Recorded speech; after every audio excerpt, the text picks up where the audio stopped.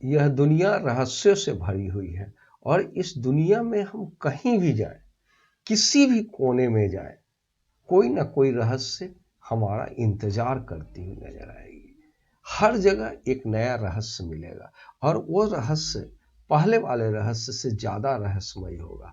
वैज्ञानिक हर रहस्य को सुलझाने की कोशिश करते हैं, लेकिन वो जितना अधिक सुलझाने की कोशिश करते हैं उतना ही वो अनसुलझा हो जाता है। जैसे एक रहस्यमय चीज है, जैसे पिरामिड का ओरायन कॉन्स्टलेशन से क्या संबंध है, इस पे भी बहुत से रिसर्च हुए, लेकिन पिरामिड के बारे में एक कंप्लीट जानकारी नहीं हुई कि किसने बनाया, कैसे बनाया। उसी तरह से और भी जो है रहस्यमय चीज है, जैसे जो है कुतुब मीनार के पास जो सिचुएटेड है लौह स्तंभ है, उस लौह स्तंभ के बारे में जो रहस्य है कि उसमें जंग नहीं लगते हैं, इस पे भी बहुत सी जानकारियां नहीं हो पाई। ब्रिटेन में स्टोन एज है, स्टोन एज में के बारे में भी वैज्ञानिकों ने बहुत खोज की, लेकिन अंत तक उस कंक्लूजन पे नहीं पहुंचे। इस वीडियो में हम एक ऐसे आइलैंड के बारे में देखेंगे। एक ऐसा आइलैंड है जो आइलैंड अपने आप में बहुत रहस्यमय है और वैज्ञानिक लोग उस आइलैंड के रहस्य को सुलझाने की कोशिश तो कर रहे हैं, लेकिन अभी तक उन लोगों को किसी भी तरह की उस आइलैंड से संबंधित किसी भी तरह की कोई सफलता नहीं मिली है, लेकिन हो सकता है कि फ्यूचर में वो सफल हो जाए। पूरी दुनिया से अलग थलग साउदर्न पैसिफिक ओशन में ये ईस्टर आइलैंड सिचुएटेड है। वो रहस्यमय है वो इसलिए कि उस आइलैंड पे सिर्फ स्टैचू है और बहुत विशालकाय विशालकाय स्टैचू है और उसकी टोटल संख्या 887 है, 887 स्टैचू है, जिसके सिर्फ फेस दिखाई पड़ते हैं, बॉडी के बाकी पार्ट नहीं दिखाई पड़ते। उस आइलैंड पे कोई ह्यूमन बीइंग नहीं रहता, कोई नहीं रहता, वो निर्जन आइलैंड है, इसलिए वो रहस्यमय है। और रहस्यमय इसलिए है कि उसको जब फाइंड आउट किया गया, जब उसकी खोज की गई, तो किसने बनाया, कब बनाया, कैसे बनाया और बनाने वाले कहाँ हैं, इन सब के बारे में कोई जानकारी नहीं मिली, क्योंकि वो पूरी जमीन से, लैंड एरिया से वो अलग थलग है। और उससे जो सबसे नियरेस्ट जो होता है लैंड एरिया जो होगा, सबसे नियरेस्ट लैंड एरिया होगा वो है चिली, जो है चिली कंट्री के अंडर आता है, उसी के संरक्षण में वो वो आइलैंड है। लेकिन वहां से जाने का एकमात्र है वो एरोप्लेन से ही जाया जा सकता है। अब साइंटिस्ट इस बात पे रिसर्च कर रहे हैं कि वो स्टैचू कब बनी थी, और सबसे बड़ी बात है कि इतनी हेवी स्टैचू, इतनी विशालकाय स्टैचू पूरे आइलैंड पे फैली हुई है, चारों ओर फैली हुई है। तब इस स्टैचू को जो बनाया वो फिर मूव कैसे कराया और वहां तक जो है वो कैसे ले गया। लगभग 100 टन की ये स्टैचू, ये एक जगह से दूसरे जगह ले जाना, और उस टाइम में, जिस टाइम में कोई बहुत अरेंजमेंट नहीं थी, वो कोई साइंटिफिक इंस्ट्रूमेंट नहीं था, एक जगह से दूसरे जगह ले जाना और उसके बाद बाकी पार्ट को उसको वहां फिक्स कराना, ये बहुत आसान चीज नहीं है। इसलिए साइंटिस्ट इस पे बहुत रिसर्च कर रहे हैं, लेकिन अभी तक डिटेल जो उस स्टैचू के बारे में डिटेल जानकारी ये अभी तक प्राप्त नहीं हुई है, लेकिन रिसर्च उस पे हो रही है। और ये बना है ठंडे ज्वालामुखी, वहां पे एक ज्वालामुखी है, उसी के ठंडे लावे से बना हुआ है।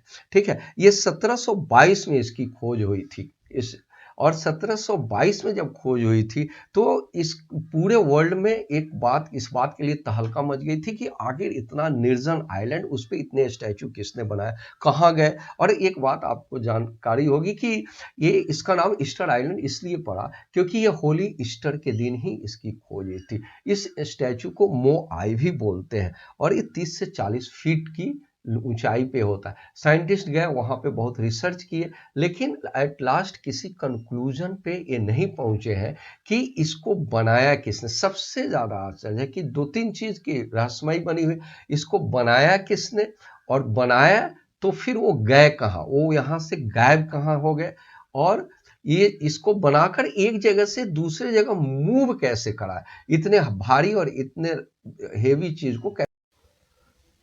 कुछ वैज्ञानिकों का मानना है कि ये जो एलियन हैं उन्होंने ही इस स्टैचू को बनाया है, क्योंकि इतने विशालकाय स्टैचू को कोई ह्यूमन पर्सन, कोई ह्यूमन बींग्स जो है वो बनाकर और उसे मूव नहीं करा सकता।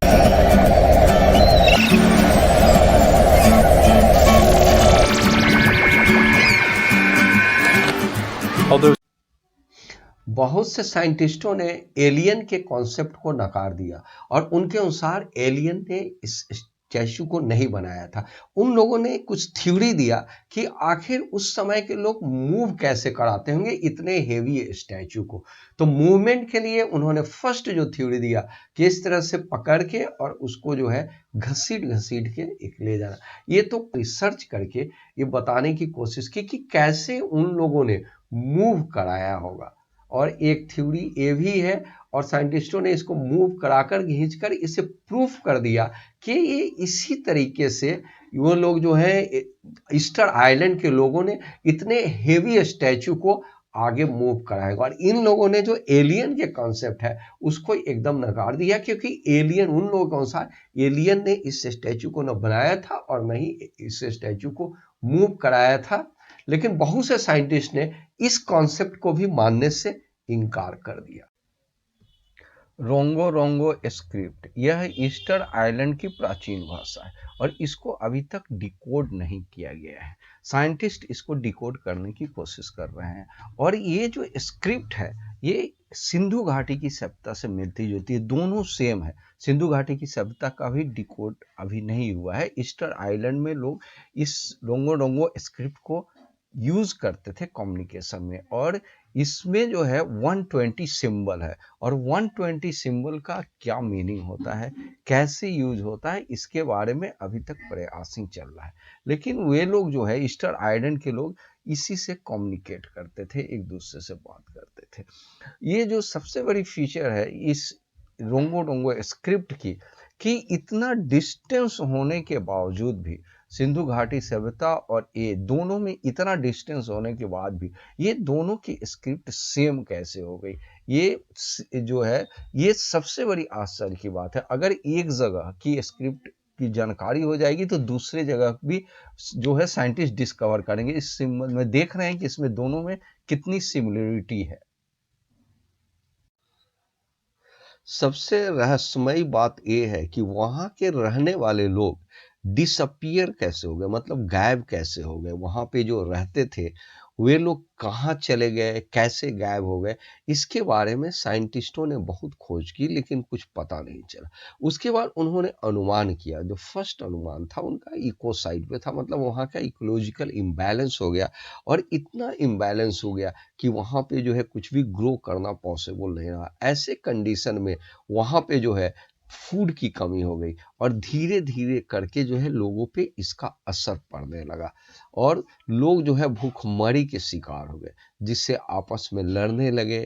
लोग जो है आपस में लड़ने लगे, कैनिबलिज्म हो गया और इस तरह से ईस्टर आइलैंड के लोग समाप्त हो गए। दूसरा कंसेप्ट आता है कि वे लोग आपस में बहुत लड़े और लड़ के जो है आपस में लड़ लड़ के समाप्त हो गए। और तीसरा जो है और नेक्स्ट कॉन्सेप्ट आता है कि वार का होता है, जो दो तरीके से होता है, एक तो इंटरनल वार और दूसरा एक्सटर्नल वार। जो भी हो इस तरह से, लेकिन एक्सटर्नल वार का जो है कॉन्सेप्ट जो है लोगों ने माना नहीं, साइंटिस्ट ने नहीं माना। इंटरनल वार के कॉन्सेप्ट पे ये मान गए कि ऐसा हो सकता है। लेकिन जो कुछ भी हो ईस्टर आइलैंड के बारे में, जो कुछ भी हो, लेकिन इतना तय है कि इसका रहस्य अभी तक रहस्य ही है कि वो स्टैचू किसने बनाया, उस स्टैचू को जो बनाया वो क्यों बनाया, किस पर्पज से बनाया। वो स्टैचू जो है समुद्र की ओर मुंह करके जो है उसका फेस जो है समुद्र की ओर था, और जो लोग जो है वहाँ के कैसे डिसअपियर हुए, ये पूरा रहस्य अभी रहस्य ही बना हुआ है ईस्टर आइलैंड के बारे में। फ्यूचर में हो सकता है कि ये रहस्य पर से पर्दा हट जाए।